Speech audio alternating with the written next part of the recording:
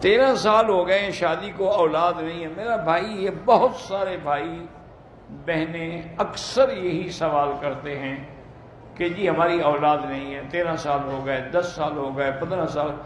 میرا بھائی، اس میں کوئی شک نہیں کہ اولاد دینے والی اللہ کی ذات ہے۔ وہ جب چاہے دے، جب چاہے نہ دے، چاہے لڑکا دے، چاہے لڑکی دے، چاہے جوڑے دے۔